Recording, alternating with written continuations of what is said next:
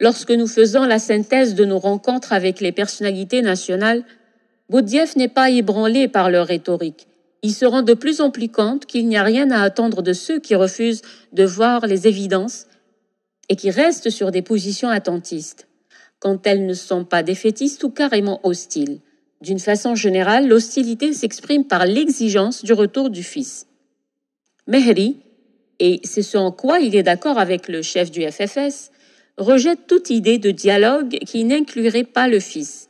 Il se prépare à d'autres actions en Algérie et à l'étranger pour faire valoir son point de vue.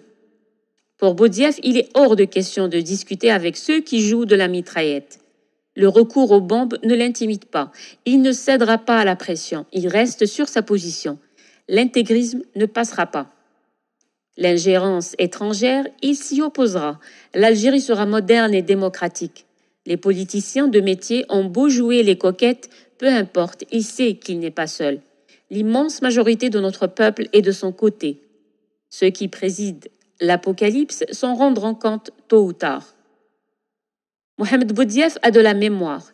Il sait ce qu'ont coûté au pays avant 1954 les manœuvres, les atermoiements et les divisions de certaines élites réputées indépendantistes. Abdelhamid Mehri, l'ancien centraliste, rejouait la vieille partition où les notes avaient 1000 nuances. Mohamed Boudiaf ne s'embarrasse pas des circonvulsions pour appeler les choses par leur nom. Ceux qui tuent sont des terroristes. Ceux qui refusent de les dénoncer sont leurs complices. Ceux qui appellent à l'intervention étrangère et à l'embargo sont des traîtres. Les choses sont claires. Chacun a choisi son camp. Quand il se rendait compte de la complexité des problèmes, quand il sentait que certains de ces problèmes venaient essentiellement d'une partie de la classe politique, il était irrité. Il était même exaspéré de constater que des individus et des groupes, dont certains étaient les héritiers du parti unique, ne prenaient pas conscience des enjeux du moment. Ces enjeux étaient la sauvegarde de la nation, la restauration de l'État, le choix clair et net entre un État républicain, quels que soient ses défauts, et un projet d'État théocratique. Pour Boudiaf, il s'agissait là de deux modèles différents et la confusion n'était pas permise. Il considérait que s'il y avait eu plus d'1 million de morts pendant la guerre de libération nationale, ce n'était pas pour un État théocratique, que la lutte armée a été déclenchée en 1954 pour un État républicain fait de justice sociale, d'égalité, de développement, d'éducation du peuple, de promotion sociale. C'était pour tout cela qu'il s'était engagé dans le combat pour l'indépendance et c'est aussi pour cela qu'il était revenu en Algérie. Mais, en exprimant ses certitudes, il disait aussi son inquiétude pour l'avenir immédiat parce que personne ne savait où allait l'Algérie et parce que la complexité des problèmes se confirmait de jour en jour. Autant il avait l'impression de connaître son peuple, autant il avait le sentiment de ne pas cerner tous les éléments de la classe politique algérienne, en particulier ceux d'une partie de cette classe politique qui ne voulait pas le changement. Boudiaf est bien décidé à rendre le FLN à l'histoire. Il projette d'imposer à ce parti de disparaître ou de changer de sigle. Mais nous gagnons un sursis, combien de temps durera-t-il pour le FLN? Nous expliquons à Boudiaf que le FLN ce n'est pas Abdelhamid Mehri et ses amis du bureau politique, mais les Moudjahidines, les Moussebbilines, ceux qui ont été contraints à l'exil dans les pays voisins, quand l'aviation française écrasait en masse les compagnies algériennes. Le FLN, c'est également le peuple de l'Algérie profonde, qui ne comprend rien à la rhétorique des représentants des nouveaux partis, quand ils viennent de temps à autre jouer les amuseurs dans la maison de jeunes du village ou dans un café mort, loué pour l'occasion. Le sigle FLN évoque dans la mémoire des paysans le discours des commissaires politiques de la LN, plein de mots simples et forts. Al-Nidam, l'organisation. Al-Tadhiya, le sacrifice. Al-Thawra, la révolution. Al-Shuhada, les martyrs. Al-Ikhlas, la probité et la sincérité. Et puis plus tard, avec Boumediene, Al-Dawla, l'État. Al-Thawra al-Zira'iya, la révolution agraire. L'Algérie profonde continuait à voir en El-Jabha, le front, la matrice originelle qui avait organisé la révolte et contraint le colon au départ.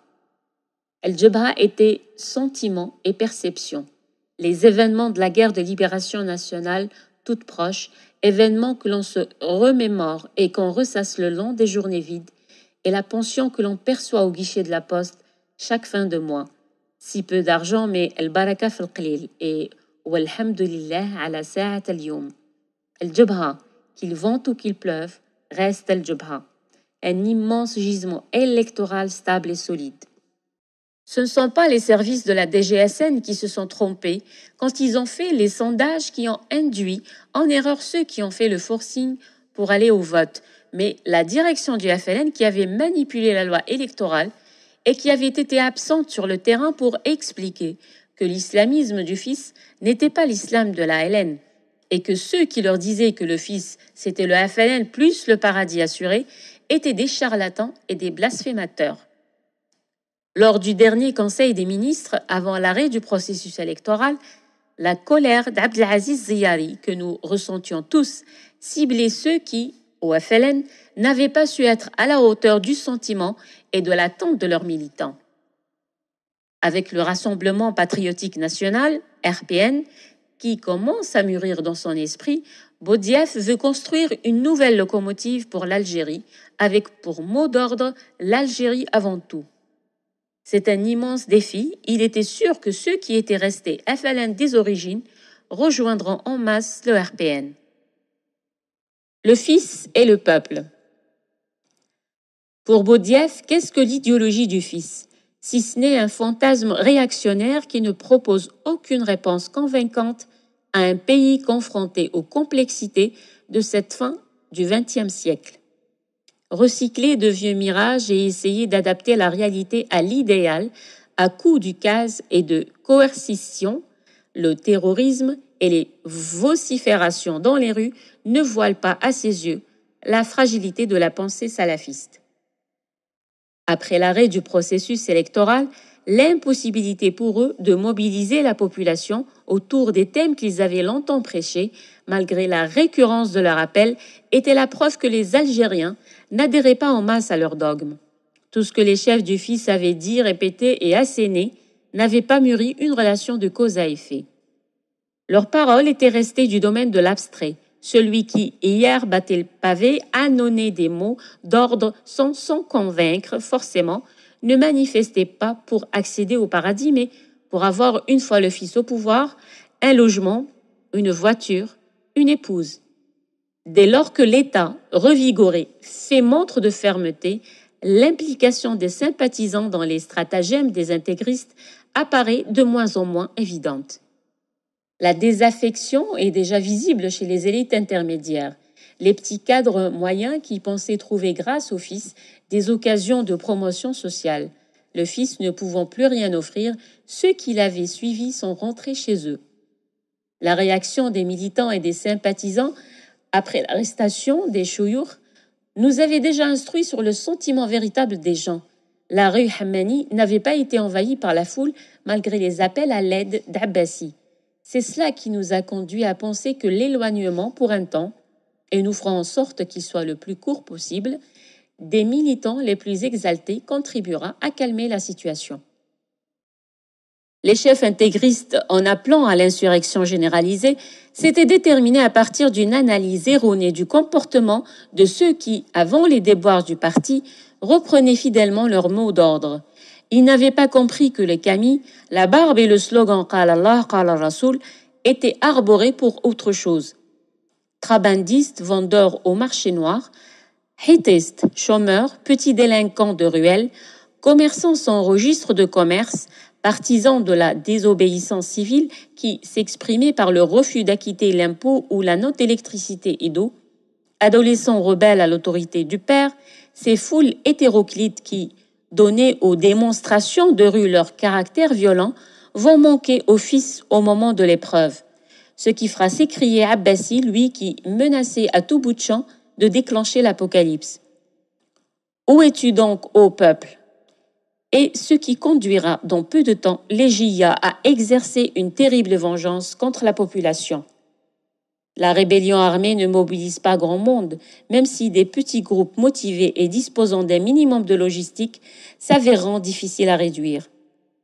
La guerre civile que tous les observateurs nous prédisent parce qu'ils calquent des schémas classiques sur une réalité algérienne qui se révèle différente n'aura pas lieu.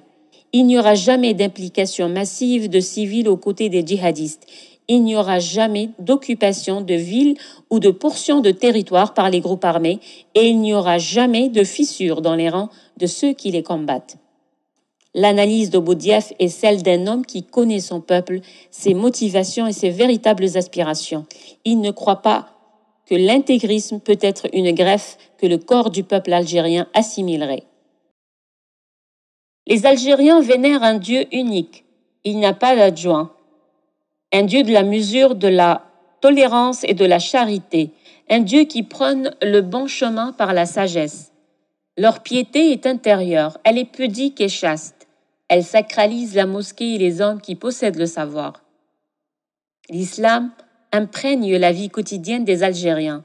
Chaque acte, du lever du soleil à son coucher, est associé aux religieux. On mange et on boit avec Bismillah. On termine avec Alhamdulillah. La tête posée sur l'oreiller, la dernière phrase prononcée avant de sombrer dans le sommeil est Astaghfirullah. On travaille, on se marie, on réussit dans la vie, on échoue, on meurt avec les formules consacrées où le nom d'Allah est éternellement présent. L'islam pratiqué en Algérie est dénué de scories, d'oripeaux ostentatoires. Legs parental, il est vécu comme une émotion personnelle, comme la première des harmonies de l'homme avec son créateur. L'Algérien a toujours refusé de voir l'imam en vicaire de Dieu. Il n'a jamais vu cet officiant, souvent gentiment brocardé, autrement qu'à l'avant-garde du premier rang, au moment de la prière collective, sans autre privilège que celui de l'utilité pratique.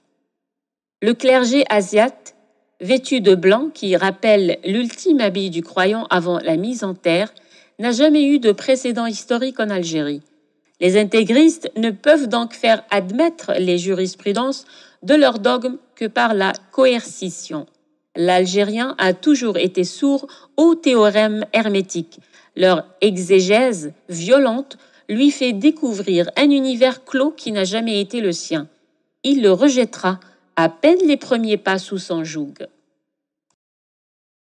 La mafia politico-financière. Le maître mot qui revient constamment dans les interventions de Mohamed Boudiaf est confiance.